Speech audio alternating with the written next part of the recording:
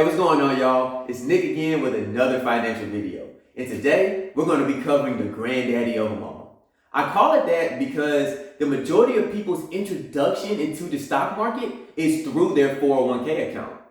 But it really surprises me when I talk to a lot of people about their account and they don't know how it works.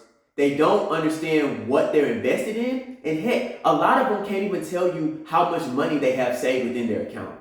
What makes this even more surprising is that this really isn't all that uncommon. In an article written by CNBC back in 2019, they state that 63% of Americans cannot answer any of these questions pertaining their 401k. And to me, well, that's really a travesty. So my goal is by the end of this video to give you enough information to where you can go to your employer and talk to them about your specific account and get your account to where it's working as efficient and effectively for you as possible. So with that being said, in this video, I'm going to explain to you what a 401k account actually is. I'm going to go through some of the advantages and some of the setbacks of the account. Then I'm going to give you some special considerations when it comes to the 401k plan. And then finally, I'm going to give you some initial steps that you can take immediately in order to get your 401k account working for you the best way that it possibly can. So y'all, without further ado, I'd like to ask you to hit that like button because you know I always do before each video. And with that being said, let's begin.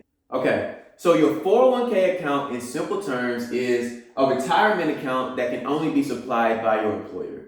So we can't go out and just get our own 401k plan. It has to be given to you by your employer. Okay, now in a traditional 401k, right now I state this clearly because this is the account that the majority of people are referring to when you talk about your 401k account, right? Now I'm gonna get to why I state this so clearly here in a second.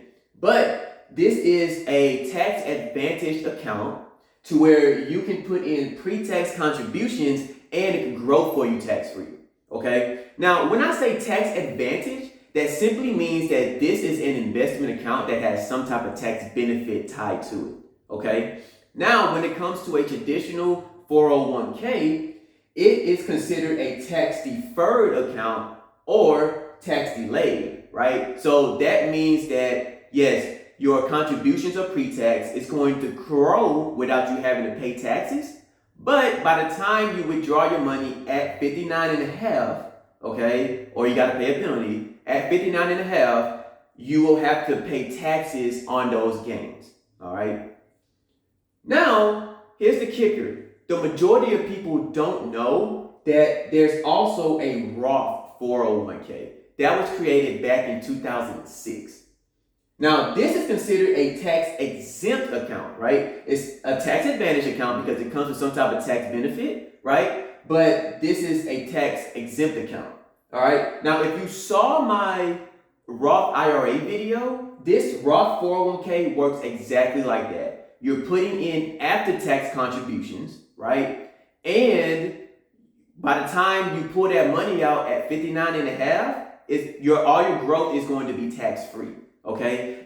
The main difference between your Roth 401k and your Roth IRA is the contribution limits. There's much higher contribution limits for your Roth 401k than it is for your Roth IRA, okay?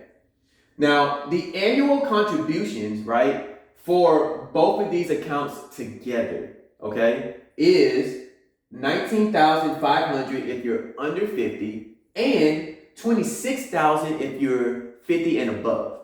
Now, here's the kicker, all right? You can actually add more to this account after your initial contributions are fulfilled. Now, I'm going to get more into that later on in the video, but just keep that in mind. But as far as your base contributions, that's split between both of them. If you choose to have both of them, right, it's going to total $19,500, okay? And lastly, your 401k plan has what's called a employer match feature, okay? Now, I'm going to expound more into this in my advantages section, right? But in simple terms, this is what a 401k account is. All right, so now here are some of the advantages of a 401k. All right.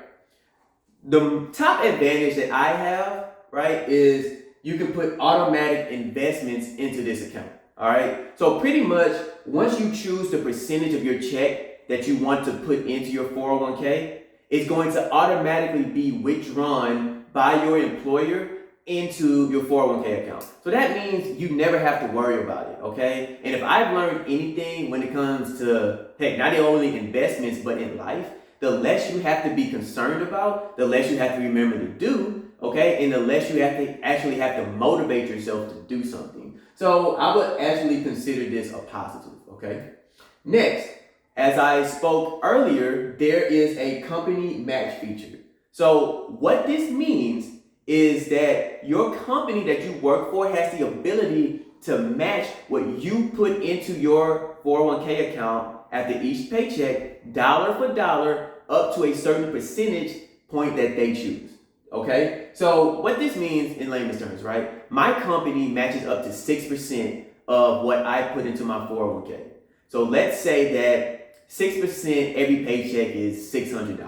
Okay? So they match dollar for dollar up to that $600 because that's 6%. Now, if I put in 4%, which is, let's say it's $400, then they'll match up to $400 because that's all I put in there, right? However, if I put 800, which is like 8%, okay, they'll match up to 600 because they can only match up to 6%, okay? So I hope that makes sense. The good thing about this and why you always want to aim to at least contribute up to the company match is because you are instantly doubling your investment, okay? So you're putting in 600, they're putting in 600, and just like that, you have $1,200 invested, okay? So, you're not really gonna find that anywhere else. So make sure when you're investing in your 401k, you aim for the company match, all right? Next, you can invest in both your Roth 401k and your traditional 401k. Now, I stated that pretty much earlier, but I wanted to kind of expound on it a little bit more, right? If you choose to invest in both your Roth 401k and your traditional 401k, and keep in mind, not every company is going to have both. The majority is just going to have a traditional. But if they do have that Roth feature, okay, you can choose to put your after-tax contributions into there, right? Now, you can choose to do that instead of getting a regular Roth IRA because you can put more money into your Roth 401k. All right. Now, keep this in mind too, that the $19,500 or the $26,000 that, people 50 plus can put in, that's split between the two accounts. Okay. So whether you put, $19,000 in your traditional and $500 in your Roth, okay, like that's your base contributions right there. And keep in mind that when it comes to your tax write-off or your tax deductions, right, for your 401k plan, what you put in your traditional 401k, that's going to be a write-off. So if you max out your 401k accounts, right, and let's say you split 19.5 and 19.5, I don't know exactly what that is, right? But whatever you put into your traditional, that's going to be your write-off. You're not going to get the full 19.5. Okay, so that's it. But it's still good to where you can, if you have the option to invest in both and you want to invest in both, right? That's really going to help you because you got two different type of tax benefits working for you simultaneously. And lastly, okay, most brokerages, right, allow you to invest in what's called a target date fund, okay? So real quick, what a target date fund is it's a group of funds, right? It's like an index fund that's going to start very aggressively depending on your age. So let's say that you're 20 years old, okay? And you invest in an index fund. Well, more likely than not, they're going to invest in 90% stocks and 10% bonds because you're young and you can afford to be more risky because you have more time to catch up, all right? Opposed to when you're 40 then you may have about a 60-40 split between stocks and bonds. All right. Now, the good thing about a target date fund is that it's going to do that allocation for you. And that allocation simply means your stock and bond mixture. Okay. That target date fund is automatically going to do that for you. Okay. So the reason I like that and I have that, I started my investment as more of a hands-off type of investor, and for a lot of people who are just starting out, this can be a really good option, if you really don't want to be too concerned about what's in your account, and how aggressive you're going to be doing that. This is going to do that for you. Now, I do have something to be wary about when it comes to target date funds. Okay, you got to make sure you're not paying too much for these accounts. All right, you really want to aim for any kind of account that you invest in for an expense ratio less than 1%. All right, that's for a whole nother video. But when you look, or you can do your own research for that. But when you look into that, okay, make sure that just because it has a target date fund, you want to look at the expense ratio, because if it's too high, that may not be the best option for you. And here's some examples. So I have a Vanguard target date fund 2055. Okay, and its expense ratio is 0.04. That's excellent. That's about as low as you're going to get the majority of the time. Now, Charles Schwab, right, which is another one of the big three brokerage firms, their target date fund is 0.13% of an expense ratio, which is still pretty good. It's not this, but it's still good. However, Fidelity's 2055 target date fund, its expense ratio is 0.75%. Okay.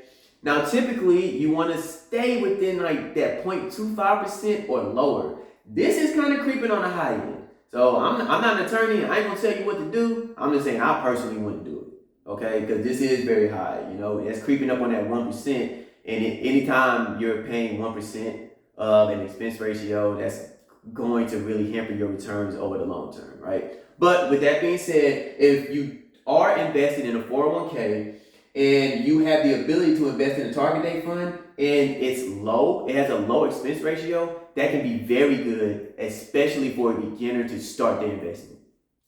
All right, y'all, now for the drawbacks. Now, I don't have many, but they are significant.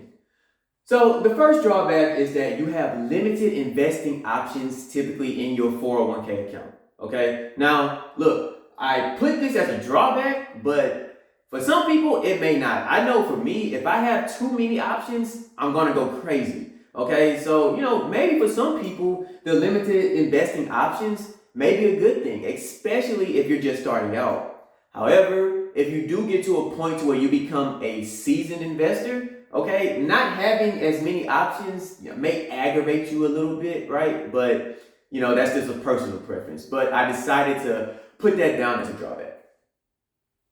Next, there is a 10% early withdrawal penalty, okay? So if you go into your traditional your traditional 401k, all right, and you try to withdraw money before 59 and a half, or you go into your Roth 401k and you try to take money out that's not what your initial contributions were, you will pay a 10% withdrawal penalty. And you'll also pay taxes on that money. Okay, so look, aim to not have to do that, because that's going to lose the whole point of why you're investing in these accounts in the first place. And lastly, look, y'all, this is a long-term retirement account. That's what it's meant for. It's meant for you to be able to retire on. Okay, and so with that being said, if you don't want this 10% early withdrawal penalty, you're going to have to wait until you're 59 and a half. Okay? Now, I understand that is a long time, especially like me. Okay? I started investing in my 401k at 20 years old. Okay? And I still got 30 years left, right? Before I even get to that point. All right? So, yeah, I get it. That's a long time to have money invested that you can't touch, right? But long-term mindset. And by the time you get 59 and a half or 60 years old, you're going to be happy. If you do it right, you're going to be happy. Now it's time for those special considerations that I want to tell you all about. Okay, So we all understand what happened last year, okay? We went through a global pandemic and it was terrible for a lot of people. So during that pandemic, okay, when they created the first round of stimulus checks and whatnot, what they also added was this special hardship distribution for your 401k account. Okay, and so the way this works, if you lost your job, right, and you're falling on some hard times, the government is actually allowing you to withdraw up to $100,000 in your 401k without having to pay that 10% penalty. Okay. However, you still are going to have to pay taxes on that money. However, you're going to be given 3 years to be able to pay that money off. Okay, so that's a good thing. Now, with that being said, I'm not telling you to do this. Okay, go talk to a CPA. Make sure you talk to your employer or former employer, or where your brokerage account is through, where your 401 account is through, right? Just to make sure that if you do need to do this, you're doing it correctly. All right, but I figured I'd point this out because I'm sure a lot of people don't know that. All right, and then lastly, okay, once you invest your initial $19,500 or your $26,000 if you're 50 and above, okay, you can actually put in after-tax contributions into your 401k up to $58,000 or $64,000 if you're 50 plus. Okay, now that's insane. That's a crazy amount of money to be able to invest on a yearly basis. And the majority of people who do that, right, are people who make a lot of money, okay? But the government will actually let you do that. However, there's some kickers to that, all right, as I would say. Now, first off, you don't get any kind of tax write-off for those excess contributions, okay? That's just you putting the money in there to just help it build over time. Next, not every employer is going to allow you to do that. Okay, I don't even know if my employer will allow me to do that. I may ask sometime soon. But if you are in a position to where you can put more into your 401k, make sure you speak to your employer, right, to make sure that they are allowing you to do that, because it's on an employer standpoint. All right, it's not the government. It's whether your employer allows you to do it or not. And then finally, y'all, look. This is a tad bit more complicated than what I'm making it. So make sure you talk to a licensed CPA to fully understand how you're doing this and why you're doing it, because they may have a better option for you than to do that, right? But the truth is, at the end of the day, it is possible to invest up to $58,000 a year in your 401k, or up to $64,000 into your 401k, given certain special circumstances. Okay, y'all, the time has come. Hopefully you watched the video all the way through, because here I'm going to give you some steps that you can do today to make sure that you're optimally investing in your 401k account. All right, so first, you really just want to familiarize yourself with your company 401k plan. Everybody's 401k plan is different. Every company is invested in different brokerages. Not all of them are invested in all the same brokerages. So you want to familiarize yourself with your company 401k plan. And this is how you do that. So you want to talk to your employer, your HR department, or the specific brokerage that your company is using to provide your 401k account. And you want to talk to them and ask them everything that you can about your 401k. You want to ask them also if they do a company match, okay? And if they do a company match, whether it's 4%, 6%, whatever, make sure you contribute up to that company match. Next, you want to review, or actually this is probably before that, but you want to review your investing options. Then you want to research the options that you have available to you, and then you want to choose the best plan for yourself, okay? So what's going to be good for one person isn't always going to be good for the next. I talked about target date funds earlier. Some people may not want to do target date funds. You know what I mean? They may want to do something a little more simpler or whatever, right? So just make sure you choose the best plan for yourself, but also make sure you research, okay? Now, after you do all of that, you want to make sure you stay up to date on your 401k investing limits and, your contributions year after year, okay? The government, although they haven't changed it within the last couple of years, right? 401k contributions has gone up. IRA contributions has gone up, right? HSA contributions have gone up, right? Over the years, okay? So you want to make sure you're staying up to date, right? So you'll know the max that you can put into this account, all right? Then next, you just want to check in your account periodically, all right? However often you want to do that. I check mine pretty much every day, right? But you don't have to do that. But just go into your account, check and just see how much money you have, see how well your account is performing. But when you do that, make sure you don't stress, okay? You just see how it's doing, and hopefully it's going up and be excited. And if it's going down, then, just keep an eye on it, all right?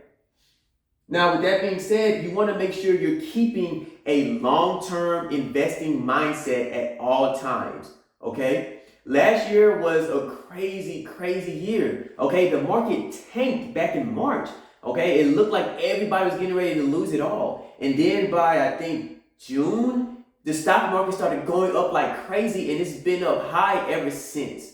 All right, so we never really know. So keep a long-term mindset, okay, and don't panic sell. All right.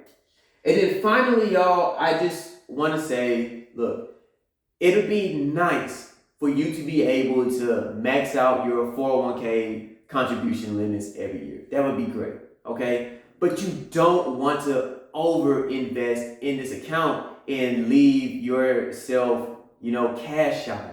Okay. You don't want to not have enough cash in your account to where you can't cover some type of emergencies. Okay. So don't get too excited with your investment. If you can, invest in it as much as you can, but make sure you have a comfortable amount of cash available to you that you can use in case of an emergency. Now, that's going to be different for everybody. I keep a certain amount of cash that some people may think is too much. Some people may think it's too little. It doesn't matter. Just make sure it's comfortable enough for you to be able to live on. And with that being said, y'all, this is what you can do today to make sure that you're optimally invested in your 401k account. So what are you waiting for? Go ahead, talk to your employer, and let's get some things done. With that being said, y'all, look, I hope you enjoyed this video. I did a lot of research on it. I worked really hard on it. So if you liked it, give me a like down at the bottom. Comment down at the bottom too. I'm looking to change up my studio and my setup a little bit. If you have any suggestions, give me a comment down at the bottom. I know there's been a lot of people who told me that, they want me to get an actual whiteboard, right, with maybe a tripod. And so I am looking into that. But just any other suggestions that you have, y'all, let me know, okay? And if you like the video, let me know. Any other kind of subjects you want me to cover, financial, bartending, or whatnot, let me know that too, okay? Share the video, all right? Subscribe to the channel. Hey, and with that being said, y'all, let's go out there. Let's make some money. Make sure you're being safe out there. And until next time, peace out.